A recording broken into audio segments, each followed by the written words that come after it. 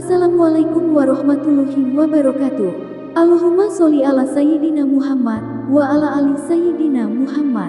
Pemirsa yang dirahmati Allah, marilah kita simak ceramah dari Buya Ar-Razi Hasyim dengan tema Semua ilmu makrifat terkandung di dalam sholat. Sebelumnya marilah kita perbanyak sholawat minimal 1000 kali sehari, agar hidup kita penuh barokah dan mendapatkan syafaat kelak. Jangan lupa berikan dukungan kepada channel kami dengan memberikan super thanks seikhlasnya. Marilah kita doakan agar Buya Ar-Razi Hasyim dan keluarga diberikan kesehatan dan kebahagiaan dunia dan akhirat. Amin ya robbal alamin. Jadi seorang nabi itu sudah dikasih tahu kejadian masa depan, tapi mereka tidak boleh bergerak sebelum diizinkan. Tidak boleh bergerak dengan nafsu. Oleh ulama-ulama tua kita disebut ini ilmu gerak hati. Silakan Pak Bupati, Pak Ketua ya, dipelajari ilmu ini. Pak Dandi, ini penting sekali ini. Ilmu gerak hati. Kalau nggak tahu rumusnya cukup sholat 2 rakaat. Gampang dong syariat Islam. Jadi semua ma'rifat ilmu hakikat ada di dalam sholat. Maka orang ahli ma'rifat pasti sholat. Karena semua kunci ada di situ. Selesai sholat, lanjut perjalanan. Dalam perjalanan, ini sering saya kisahkan, Sayyidina Musa terlihat di kuburnya. Nabi Musa sudah meninggal ya? Sudah wafat. Terus yang dilihat Nabi Muhammad SAW apa? Nabi Musa sholat di dalam kubur. Itu sholat apa? Yang sholat siapa? Kan Nabi Musa sudah meninggal 2000 tahun yang lalu. Sholat apa itu Pak? Ada syariat setelah mati. Orang kalau udah mati wajib sholat gak? Kata wajib itu bagi yang punya badan. Kalau badan sudah pisah dengan nyawa, sholat itu bukan lagi wajib, tapi kebutuhan. Maka orang yang sudah butuh sholat, dia sudah mati sebelum mati. Ini sholatnya masih terpaksa nggak nih? Nggak enakan gitu, atau masih harap pahala? Masih ya? Maka sholat itu kalau ahli fikih ngasih usolli fardhu subhi rakaataini lillahi ta'ala, itu ahli fikih. Karena Allah, karena berharap pahala dari Allah, itu ahli fikih. Itu level awam boleh. Mau selama-lamanya jadi orang awam? Mau selama-lamanya jadi orang awam? Mau selama-lamanya kelas 1 SD? Mau naik kelas nggak? Mau naik kelas? Tapi kata kiai nanti bid'ah ini. Kita buka atu aja ya. Ada lillah, ada billah. Ada lillah, ada bil. Jadi kalau baca usolli fardal maghribi salasa raka'atin billahi ta'ala, baca dulu lillahi. Kalau saya baca 3 lillahi wa billahi, ada lagi lanjutannya, ada lagi lanjutan 3 tuh, ada lagi 3 kali 3 kalau dibaca panjang, baru kita takbir. Tapi itu mainan kolbu, bisa dilafazkan, boleh juga tidak dilafazkan. Apa arti billah? A'udzu billahi minasyaitonir rajim. Apa arti billah? Aku berlindung kepada Allah. Itu terjemahan, bukan ilmu itu. Terjemahan cuma translate. Cuma mindahin bahasa. Burung beo. Tahu burung beo? Cuma ngulang kalimat, tapi nggak paham maknanya. A'udzu, aku kembali berlindung. Kalau dalam bahasa Melayu lama, ini kan pesisir ini orang Dayak Melayu nih ya, benar gak? Kalau guru kami mati, kita sebut Tuan Syekh berlindung ke hadirat Allah. Apa arti berlindung? A'udzu, berpulang.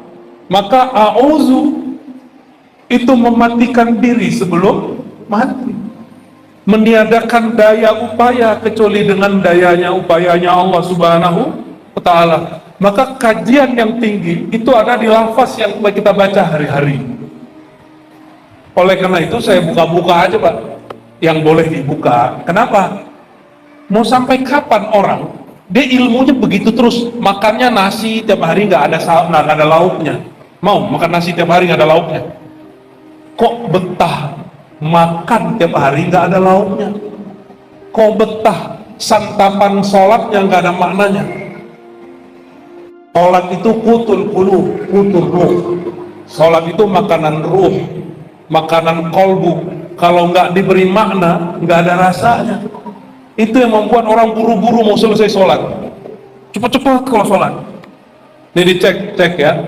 Ciri orang sudah menikmati sholat. Sholat dia di tempat ramai lama, di rumah juga lama.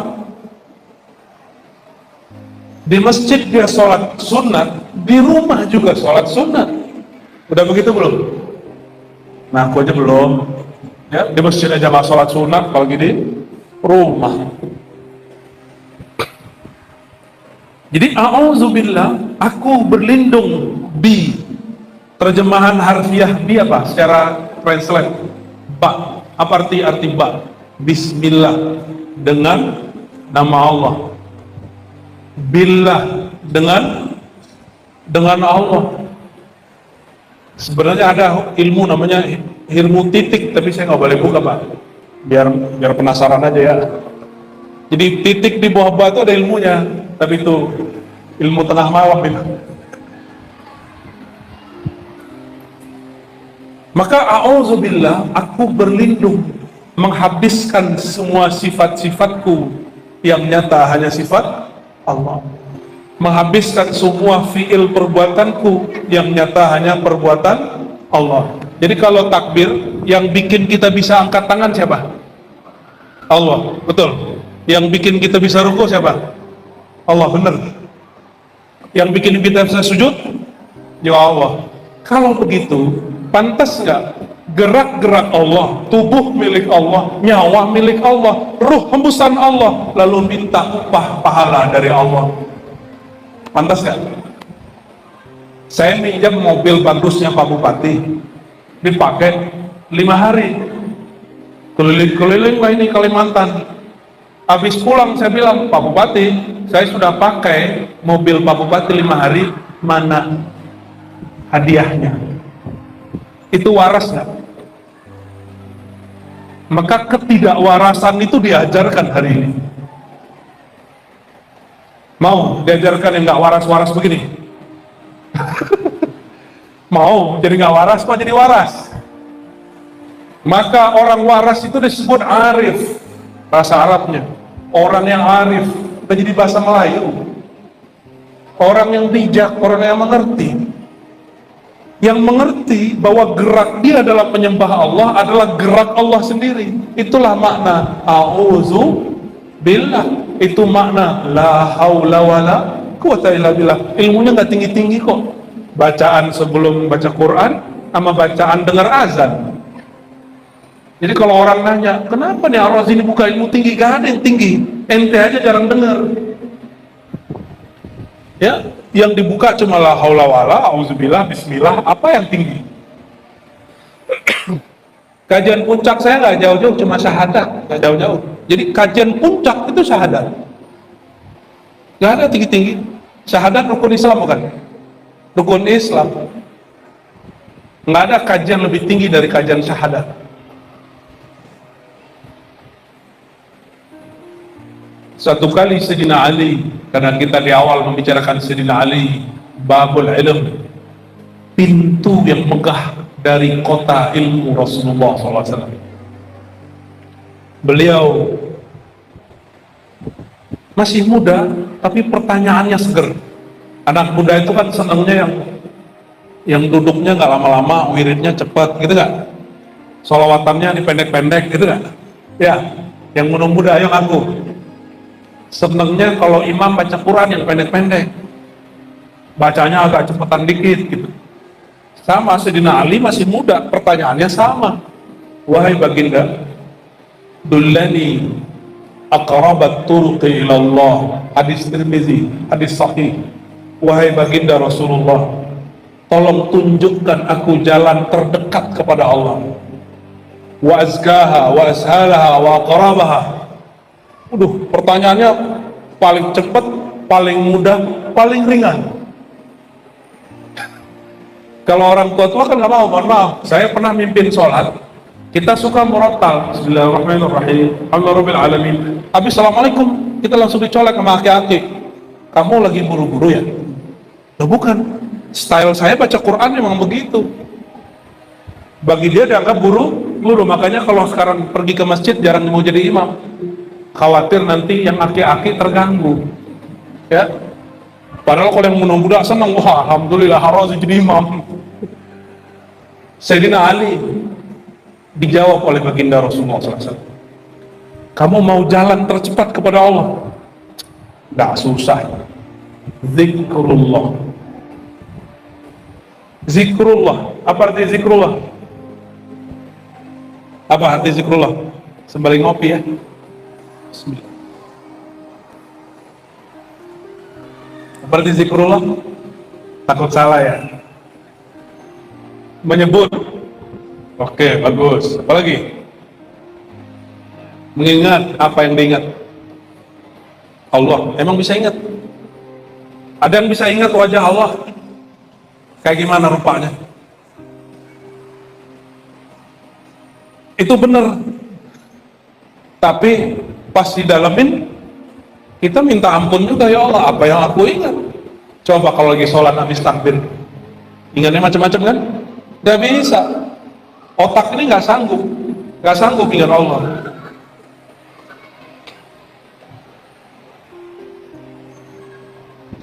Maka zikir itu mengingat, mesti tahu pakai apa ngingatnya. Pakai otak, pecah otak kita. Maka ada orang gila, katanya belajar torikot, gila. Itu bukan torikot, dia keliru, tandanya gak punya mursyid. Punya mursyid tapi gak patuh kepada mursyidnya. Baca-baca buku sendiri diamalin, nonton YouTube diamalin. Hati-hati ya, ini zaman now ini gawat ini. Jadi kalau mengingat, bisa gak mengingat sesuatu yang belum dilihat? Bisa gak? Bisa? Hah? Kita belum pernah ketemu, belum kenalan, bisa nggak ingat? Nggak bisa ya? Nggak bisa. Tapi Allah mengatakan aqimis sholata lidzikri. Dirikan sholat, lakukan sholat untuk mengingat aku. Berarti Allah lagi kasih tahu, hei, kamu yang sholat, dulu kita pernah jumpa. Dulu kita pernah jumpa. Ada yang ingat? Ada yang ingat? Kalau pakai ini nggak ingat, walaupun sekolahnya sampai S3, S7, S4, nggak ingat ini. Apalagi es krim, nggak bisa ingat ini otak. Jadi jangan coba-coba mikirin Allah, haram hukumnya. Maka imam ahli hakikat, murid Sayyidina Ali, juga murid Rasulullah, Sayyidina Abdullah bin Abbas, apa kata beliau? Jangan pernah pikiranmu mikirin Allah. Kalau mau mikir, pikirin perbuatan Allah. Sifat Allah aja nggak sanggup kita pikirin. Jangan berpikir tentang Allah. Maka Quran perintahnya alam difikirkan, Allah dizikirkan. Alladzina yazkuruna Allaha qiyaman wa qu'udan wa ala junubihim wa yatafakkaruna fi khalqis samawati wal ardh. Yang disebut orang pintar itu, yang pintar, orang yang mampu menggunakan alat dalam dirinya sesuai fungsinya. Akal pikiran bukan memikirkan Allah, akal pikiran mikirin alam. Kalau Allah, alladzina yazkuruna Allah, orang yang berzikir mengingat Allah. Pakai apa ingat Allah? Dijawab dalam surat Al-Anfal ayat 2, Ar-Ra'd ayat 28. Ala bidzikrillah tatma'innul qulub. Zikir itu tempatnya di kolbu, bukan di Terus lisan ngapain? Ini cuma terjemahan hafalan. Mohon maaf kalau di keluarganya terjadi. Ada di keluarganya yang stroke nggak? Stroke, tahu stroke? Bukan stroke bayaran, bukan. Iya, yang ada penyumbatan otak atau pecah pembuluh otaknya. Itu lidahnya bisa ngomong nggak? Ini hati-hati, jangan sombong sama hafalan, jangan sombong sama suara. Hati-hati itu lidah. Jangan nyakitin orang selama hidup.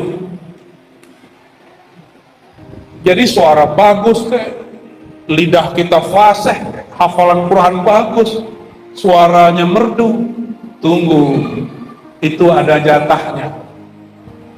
Ada masa lidah ini gak bisa baca, keluh. Orang stroke keluh gak bisa, walau dia hafal Quran 31 juz setengah. Emang ada Quran 31 juz? Gak ada, juz ke-31-nya juz Al-Fuqat. Gak ada, 30 juz saja. Itu hilang kalau hafalan dia cuma taruh di sini. Makanya Sayyidina Muhammad SAW dibentak oleh orang yang belajar Quran, dan Sayyidina Ali pintu ilmu Quran dibunuh oleh penghafal Quran namanya Ibnu Muljam, karena hafalannya cuma sampai di sini. Itu kelompok yang namanya Khawarij. Jadi jangankan orang-orang kayak kita ini di masjid, Sayyidina Ali dibunuh sama dia, Sayyidina Rasulullah SAW dibentak oleh mereka. Jadi Pak Kiai nanti dibentak mereka, maklum aja Pak Kiai. Nanti bakal ada orang bentak Pak Kiai ini karena jenggotnya nggak ada, sarungnya di atas mata kaki, pada mata kaki ini. Guru saya di Bintaro, di Jakarta dibentak oleh mereka, padahal S1, S2, S3-nya di Timur Tengah. Nggak pernah kabarnya guru kita ini marah, baru kali itu marah sama orang ini.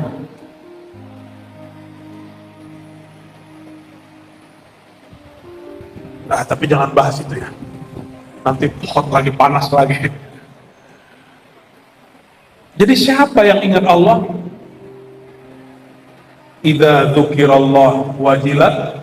Jika disebut nama Allah, di mana disebutnya? Di kolbu, baru bergetar kolbunya. Kalau di lidah mah dia cuma gini-gini doang. Khawarij hafal Quran cuma sampai di kepala, tembus ke sini tidak. La yujazi taraqihim, nggak tembus, apalagi masuk kolbu. Itu sebabnya riya jadi muncul, karena nggak masuk ke kolbu. Jadi yang diajarkan Sayyidina Nabi SAW kepada Sayyidina Ali, zikrullah itu lengkap dengan cara bacanya. Itu tadi hadis riwayat Tirmizi. Di hadis Imam Al-Hakim, hadis Imam Ahmad, ada juga riwayat-riwayat para ahli musalsal. Kalau kita gabung, itu diajarkan cara bacanya. Tapi teknik ini tidak boleh dibagi secara umum. Dia mesti diambil dari ahli thariqah, ahli zikir yang dapat izin dari gurunya. Apa tekniknya? Kita sebutkan contoh hadisnya. Kata Sayyidina Nabi Muhammad SAW, Ya Ali, ghammid ainaik, pejamkan matamu. Berarti teknik mejam mata bukan buatan sufi, bukan buatan Abah Kurus Kumpul, bukan buatan Dato Kalampayan, bukan buatan Syekh Saman Al-Madani, apalagi Saman Al-Banjari. Bukan, itu langsung diajarkan baginda Nabi Muhammad SAW. Maka zikir pejam mata itu sunnah, sunnah yang dibid'ahkan hari ini. Ya, sunnah yang sholat itu tujuannya apa? Aqimis sholata li dzikri, dirikan sholat untuk mengingatku. Berdasarkan itu, ulama-ulama ahli zikir tidak mempermasalahkan pejam mata dalam sholat, walaupun dibid'ahkan oleh sebagian ulama Syafi'iyah, Hanafiyah, Malikiyah, Hanabilah. Nggak ada urusan, mereka punya mazhab sendiri. Ahli zikir itu punya teknik sendiri.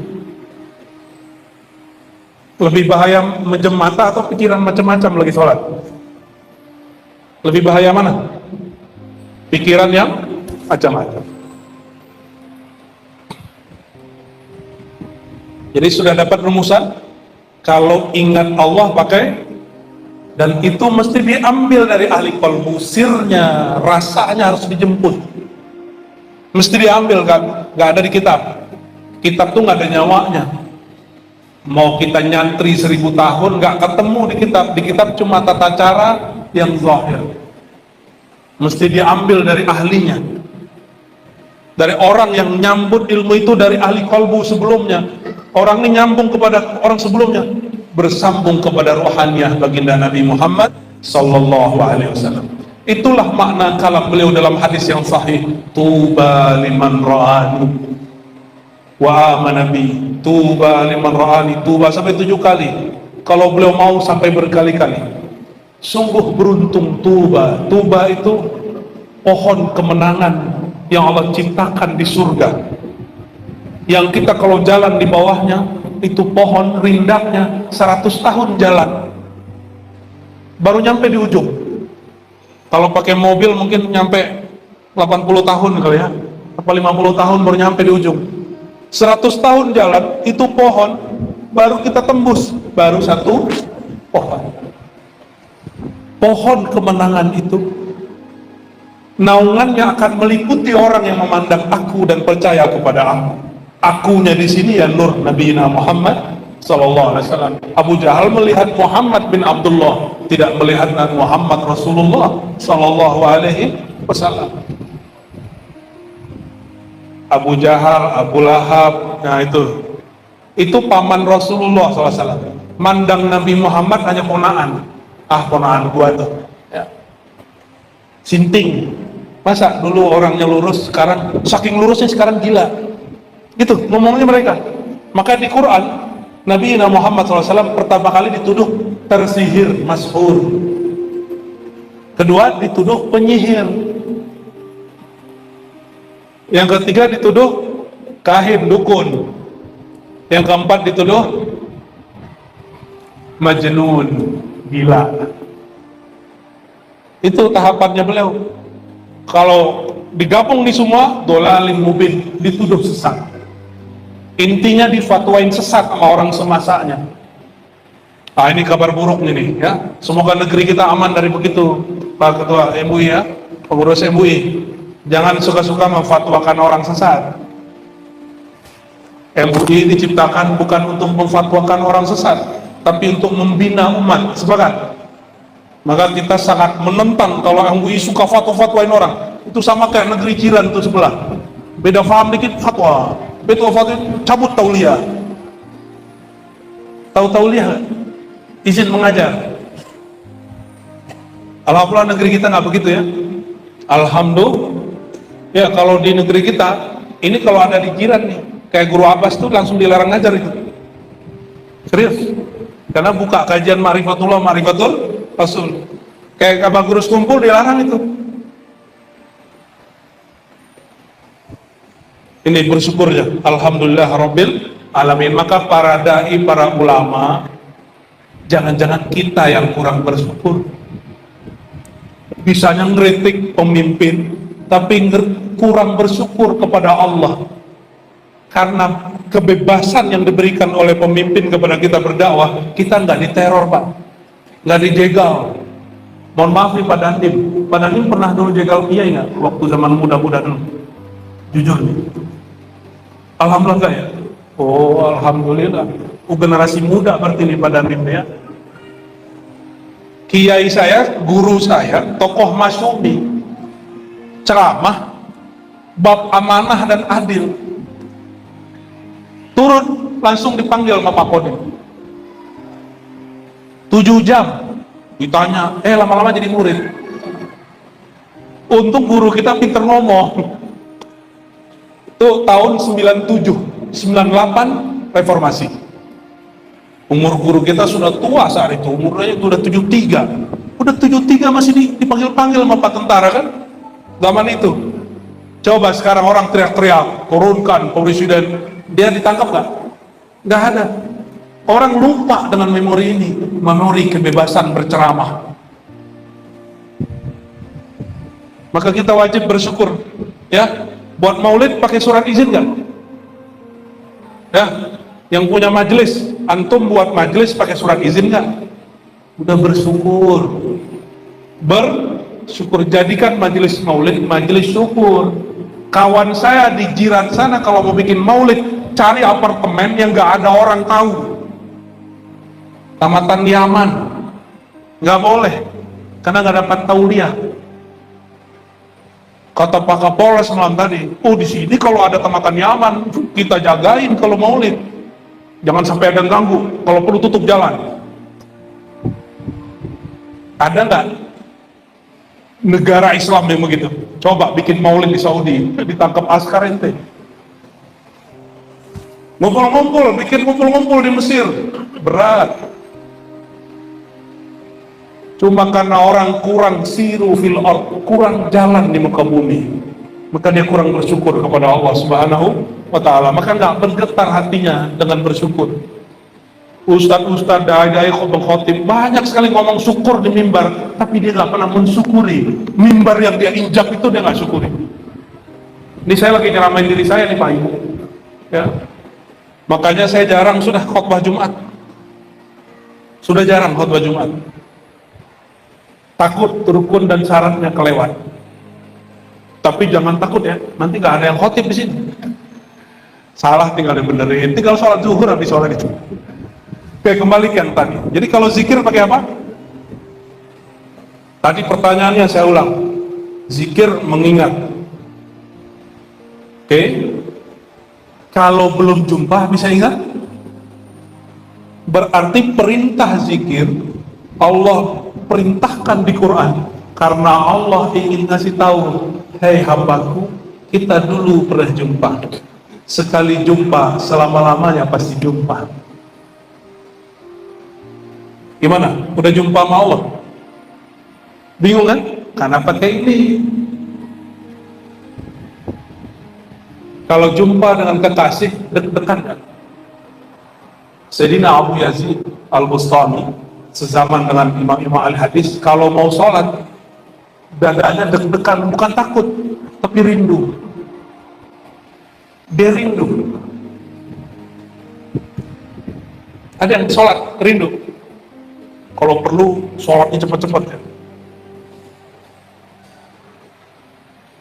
Nggak kebayang kan? Oke, saya kasih contoh. Jika Bapak Ibu Saudaraku pernah jatuh cinta, mau jumpa sama orang yang dicinta, deg-degan nggak? Deg-degan nggak? Ibu Bupati gimana? Deg-degan mau ketemu Pak Ibrahim? Ya, bener ya? Halo? Bang, dulu deg-degan sama ketemu doi? Ya, bener. Dulu mau jumpa, mau janjian, mau ngedate, deg-degan nggak? Betul nggak? Pengen terlihat rapi, pengen terlihat sempurna, bentar-bentar lihat kaca, ya kan? Emang muka kita begitu, kaca disalahin. Kenapa? Karena kita kenal mau yang kita temui dan kita cinta kepada dia. Sudah mulai connect? Nih, perhatiin. Semua keindahan di alam, kecantikan wajah perempuan, ketampanan wajah laki-laki, itu cuma 0,0 dari percikan keindahan Jamalul Mustafa sallallahu alaihi wasallam, keindahan ketampanan baginda Nabi Muhammad sallallahu alaihi wasallam. Maka beliau mengatakan, itu Yusuf yang membuat perempuan melukai dirinya dan tidak merasa sakit. Itu baru separuh daripada ketampanan, tapi disembunyikan beliau. Makanya beliau ngembalain kambing, berdagang, menikah dengan berondong, ya. Karena gak ada yang sanggup. Maka Sayyidina Abu Bakar Siddiq tidak sanggup melihat wajah baginda Nabi Muhammad. Gak sanggup. Sayyidina Ali pun gak sanggup. Sayyidina Ali kalau mau nanya, kalau gak lewat Fatimah, lewat Ubadah bin Samit. Bro, titipan. Nabi langsung tahu yang nanya nih pasti mantu gua nih, ya. Pertanyaannya horor-horor kadang jorok-jorok juga, vulgar-vulgar gitu, persoalan fikih. Itulah hebat Sayyidina Ali, yang gak pikiran sama orang dipikirkan sama dia. Maka beliau mengatakan semua keindahan yang ada di semesta itu dari keindahan wajahnya sallallahu alaihi wasallam. Maka kita selalu manggilnya ya Jamal, ya Zal Jamal. Itu sebabnya Pak, jujur aja, kalau habaib lebih cakep dari kita kan rata-rata ya, bener ya, kulitnya lebih bersih gitu ya, tapi karena tinggal di Kalimantan gosong juga ya Bib ya. Coba sama samping tuh kan beda tuh, sama samping belakangnya beda lagi tuh ya. Bening sendiri Bib. Kenapa? Karena ada darah Nabi Muhammad sallallahu alaihi wasallam. Dan kita nggak bisa iri dengki. Kenapa? Coba tanya sama Habib, emang dulu rencana lahir sebagai Habib? Enggak, makanya pasti Habib sejati nggak pernah banggain nasab. Takut dia punya nasab ini. Syukur dia takut juga karena amanah. Itu urusannya karena dulu jumpa Nabi SAW dalam kondisi tertentu, maka dilahirkan sebagai sayyid, ada yang dilahirkan sebagai ulama. Jadi kita pernah jumpa? Kita pernah jumpa, tapi bukan fisik ini. Tubuh ini jumpa, tambahkan umur. Umur Bapak sekarang berapa? 40. Tambahin 9 bulan di perut. Berarti 41 lah ya. Ya, baru segitu. Otak kita nggak sanggup mengingat Allah karena otak kita baru seumur 40-an tahun. Ada yang paling tua di sini umur berapa? 70, 80. Otaknya berumur 70, 80. Nggak sanggup. Kenapa? Allah sudah ada dari sebelum itu. Allah wujud qidam, maka Allah itu qadim. Sudah ada sebelum itu. Ma la yasbiquhu adamun, yang tidak pernah tidak ada dan selalu ada. Bahkan kalimat ada belum ada, Allah sudah ada. Pusing kan?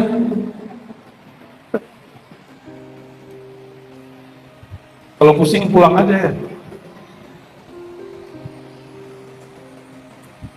Jadi yang bisa mengingat Allah siapa? Yang Allah hembuskan ke dalam badan ini, itu yang bisa ingat Allah.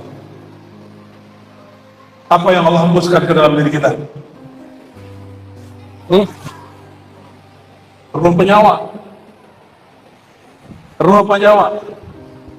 Ruh. Nafakhtu fihi min ruh. Aku hembuskan kepadanya sebagian dari rohku. Rohku bukan zatku. Jadi jangan salah paham.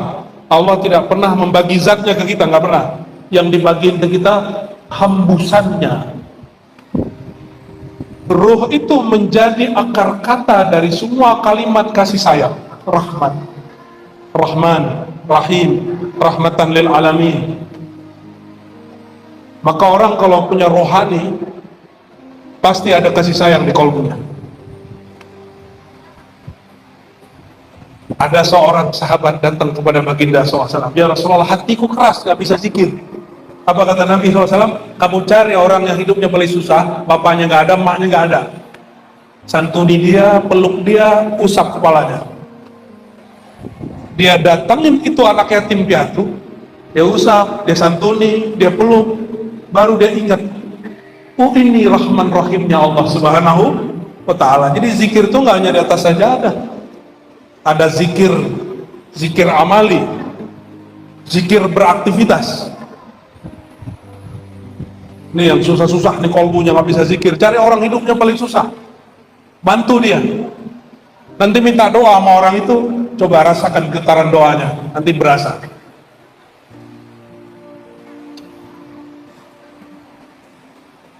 Ini perhatikan, ini saya sering sampaikan ayatnya, cuma terjemahan malam ini beda dikit. Wa mimma razaqnahum yunfiqun, dari yang kami rezekikan, sebagian yang kami rezekikan mereka infakkan, mereka bagi. Infak itu artinya apa? Bagi. Rezeki itu ada dua, ada rezeki zahir, ada rezeki batin. Nikmat itu ada dua, nikmat zahir, nikmat batin. Nikmat yang diberikan kepada Pak Bupati, Pak Ketua DPR apa? Pak Dandim apa? Pak beliau ini nikmat zahir. Maaf ya Pak ya, nikmat zahir itu.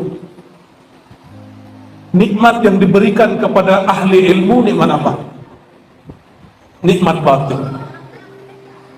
Maka Sayyidina Ali waktu ditanya, kamu pilih aku kasih harta atau pilih kasih ilmu? Jawabannya apa? Ilmu. Karena kalau harta di Tuban ada perusahaan baru minyak, ada orang Tuban sini, waktu pembebasan tanah itu mendadak jadi miliarder, mendadak beli mobil padahal belum punya SIM. Setelah 2 tahun, tadinya musim punya mobil, sekarang musim jualan mobil. Ya, mungkin mereka sudah mulai paham ilmu Sayyidina Ali, bahwa kalau duit mau sekian M pasti habis. Apalagi buat kampanye, pasti habis.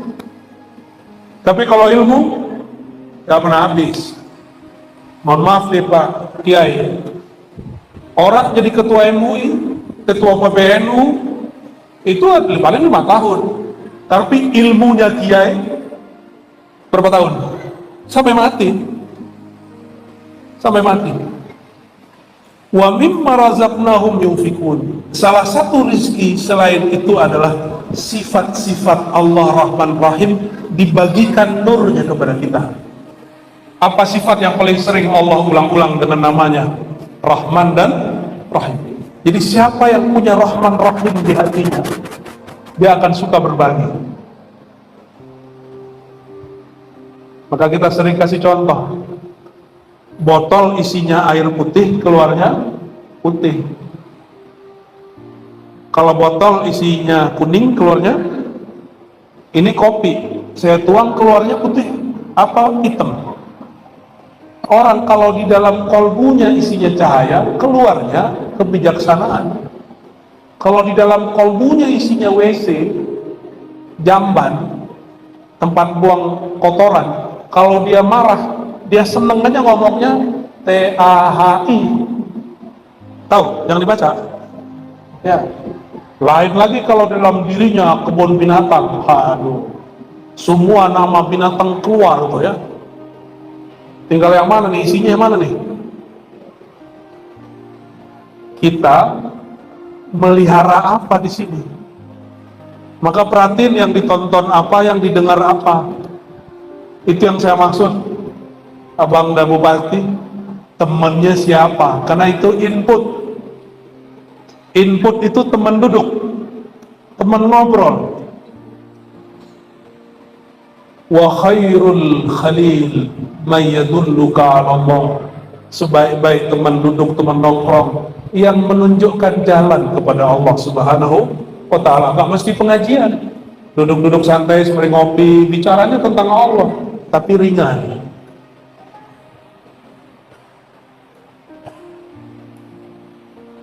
Satu kali Nabi Muhammad SAW, hadis Sahih Bukhari, dikabarkan bahwa anak cucunya nazar, sakarat. Maka beliau datang dan beliau melihat cucunya sakarat, beliau menangis. Sahabat nanya, ini kelasnya orang Arab nih, udah ketemu Rasulullah SAW masih keras. Apa kata dia? Ya Rasulullah, apa-apaan ini? Kok engkau menangis? Dan jawaban Nabi ngena. Jawabannya langsung menghajar isi kalbu dia. Apa kata Nabi Muhammad SAW? Zalika tilka rahmatun wada'aha fi qulubin man sya'a min ibadihi. Hadis sahih ini. Itulah kasih sayang Rahman Rahimnya Allah, yang Allah titipkan nurnya di dalam dada hamba yang dia kehendaki, yang dia pilih. Maka saya yakin yang hadir malam ini itu orang yang dikehendaki dapat nur Rahman Rahim Allah. Amin ya Rabbal Alamin. Maka nanti kalau ada kucing jangan ditendang Pak ya, apalagi kalau anak berisik di masjid, jangan ditendang, dididik ya. Rasulullah SAW lagi khutbah, tiba-tiba Sayyidina Al-Hasan Husain lagi main, dipeluk, beliau turun, dipeluk, bahkan dibawa ke atas mimbar. Apa kata beliau? Ini dua orang ini Sayyidah Syababi Ahli Jannah, pemimpin pemuda di surga. Ada orang tua nggak di surga? Nggak ada kan? Berarti semuanya pemuda. Maka Abah tenang Mbak ya. Tenang Pak ya. Yang sudah berumur di atas 40 tenang. Nanti kita seumuran semua. Cuma kalau di sini kita beda umur, beda jatah, beda nasib. Di sana kita seumuran semua. Seumur dengan Nabiullah Isa diangkat. Cari sendiri umur berapa beliau diangkat. Seger. Siapa pemimpinnya? Sayyidina Al-Hasan, Sayyidina Al-Husain. Kira-kira kalau anaknya begitu, bapaknya gimana Sayyidina Ali? Bapaknya pemimpin. Sallallahu alaihi wasallam.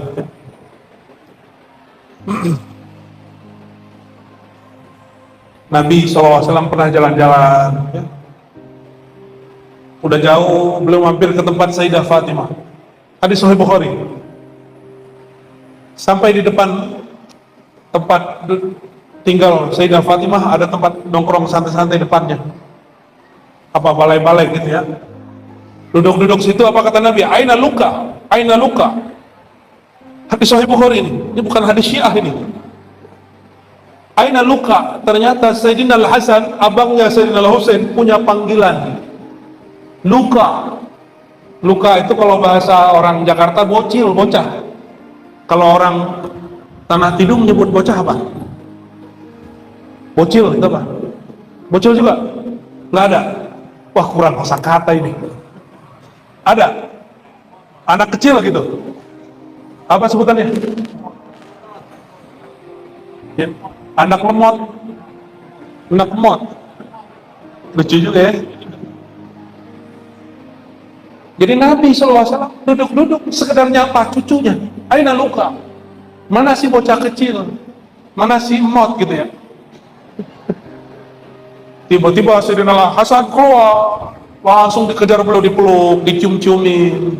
Keluar kalam beliau, ini kalam mengerikan sekali. Ya Allah, kata beliau, inni uhibbu, aku cinta kepada Hasan. Fa ahibba man yuhibbu, maka cintai siapa yang mencintai Al-Hasan. Maka qulu, katakan, ya Rabb, inni uhibbu Sayyidina Al-Hasan. Coba baca, ya Rabb, inni uhibbu Sayyidina Al-Hasan. Ya Allah, aku cinta Sayyidina Hasan. Itu bukan Syiah, itu ajaran Ahlussunnah yang sekarang disembunyiin orang. Itu mencintai ahlu baitin Nabi SAW, Hasan dan Husain Fatimah. Orang takut dituduh Syiah, takut dituduh sesat, tapi dia tidak takut di hadapan Nabi Muhammad SAW. Malu dituduh Rafidhi, Syi'i, tapi dia tidak takut, tidak dipandang oleh Sayyidina Muhammad SAW. Akhirnya Imam Nasai nulis kitab sendiri, Fadail Ali, keutamaan Sayyidina Ali. Habis itu disiksa, masuk penjara. Bayangin, Imam Ahlus Sunnah di zaman Salafus Soleh yang disebut zaman kejayaan, itu nulis Fadilah Ali, masuk penjara. Imam Ahlus Sunnah itu. Di Indonesia alhamdulillah kita bebas, kita buat maulid. Bahkan yang nulis maulid tiba dituduh Syiah, ternyata bukan Syiah, orang salah paham ya. Menulis Barzanji dituduh Syiah, bukan, dia bukan Syiah, dia Ahlus Sunnah wal Jamaah. Bagian terakhir yang mau saya sampaikan,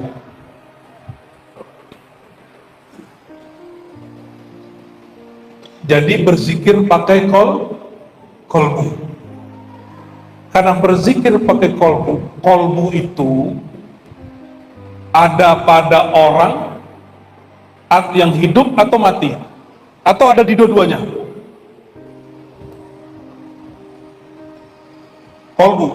Kolbu ikut mati nggak waktu orang mati? Kolbu ikut mati saat orang mati? Itulah yang dilihat Sayyidina Muhammad SAW waktu Sayyidina Musa sholat di kuburnya, padahal badannya sudah mati. Kolbunya, rohnya masih utuh. Maksud saya menyampaikan ini, Bapak saudara saudariku, Bapak Ibu, umur ini ada jatahnya. Syukur-syukur umurnya panjang. Kata Nabi Muhammad SAW, umur umatku, umur ummati ma baina sittin ila sab'in wa qalilun mayujawiz dzalik. Hadis sahih Bukhari. Umur umatku hanya antara 60 dan 70, antara 60 sampai 70, sedikit yang lewat 70. Ayah saya, abah saya, Khalifah Thariqah Naqsyabandiyah, wafat umur 67, nggak nembus 70. Ada 1-2 guru saya sampai 80. Guru Hikam masih hidup, 86 atau 88 umurnya hari ini. Mursyid Tarikat Saman saya, Abu Ya Hasan Basri, wafat tahun 74, umur 74. Sedikit, rata-rata guru saya meninggal umur 40, 50, 60, kebanyakan 60. Betul, di sini juga sama, banyak meninggal 60, terutama udah pensiun, bingung mikirin ngapain, ya, tiba-tiba sakit, stroke mati. Maka yang pensiun gak boleh berhenti beraktivitas, jabatan boleh berhenti, nur dalam diri harus tetap terbit, gak boleh berhenti. Maksud saya sederhana, yang umurnya panjang abadi itu kolbu, Allah yang abadikan, ruh Allah yang abadikan. Maka kalau kita nabung beli rumah, bangun rumah untuk hari tua, sudahkah nabung untuk hari kolbu-kolbu setelah masa tua?